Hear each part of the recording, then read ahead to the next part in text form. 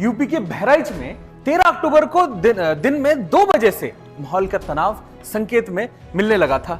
दोपहर करीब 3 बजे जब देवी की मूर्ति पर पत्थर फेंके गए तब स्थिति और बिगड़ गई। स्थानीय पुलिस ने मूर्ति विसर्जन करने आए लोगों पर लाठीचार्ज कर दिया, जिसके बाद प्रदर्शनकारी धरने पर बैठ गए। यह स्थिति अब्दुल हामिद के घर के पास और भी खराब हो गई जब राम गोपाल मिश्रा ने जिहादी झंडा उखाड़कर भगवा झंडा लहराया।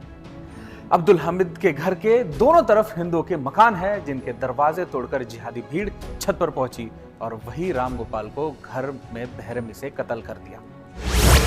बहराइच जिला मुख्यालय से दंगा स्थल यानी महाराजगंज की दूरी करीब 30 किलोमीटर है। कस्बे में 100 से ज्यादा दुकानें हैं, लेकिन आज सभी बंद हैं। ज्यादातर घरों में ताले लटके हुए हैं। कई घर ऐसे भी हैं जो पूरी तरह से खुले हैं। देखकर ऐसा लगता है कि जब उपद्रव शुरू हुआ होगा तो लोग घर छोड़कर भाग गए होंगे। पूरे इलाके में महिला और बच्चे तक भी घरों में नहीं मिलेंगे।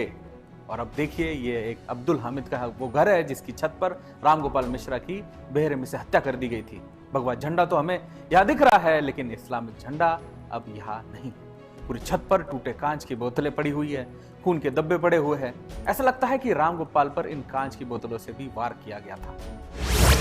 राम गोपाल मिश्रा की जिहादी भीड़ द्वारा लिंचिंग की घटना ने हम हिंदुओं को एक बार फिर से ये सोचने पर मजबूर कर दिया है कि हमारे अपने ही देश में आज हमारी स्थिति क्या हो चुकी है। यह घटना केवल एक व्यक्तिगत त्रासदी नहीं है, बल्कि यह हमारे पूरे हिंदू समुदाय के लिए एक गहरी चिंता का विषय है।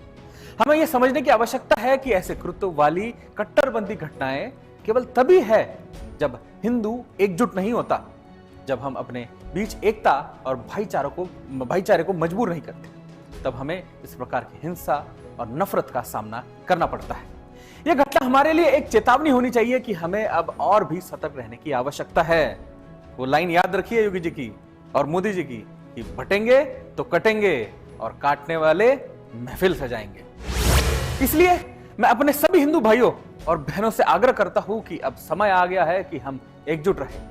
हमें एक दूसरे के साथ खड़े होने की आवश्यकता है। ये समय है कि हम अपने समुदाय की सुरक्षा और कल्याण के लिए एकजुट हो। हम सभी को मिलकर ऐसी जिहादी कट्टरपंथी तत्वों के खिलाफ खड़ा होना होगा जो ऐसे हथकंडे से हमारे हिंदुत्व को तोड़ने का प्रयास कर रहे हैं। इस समय एकता ही हमारी सबसे बड़ी ताकत है।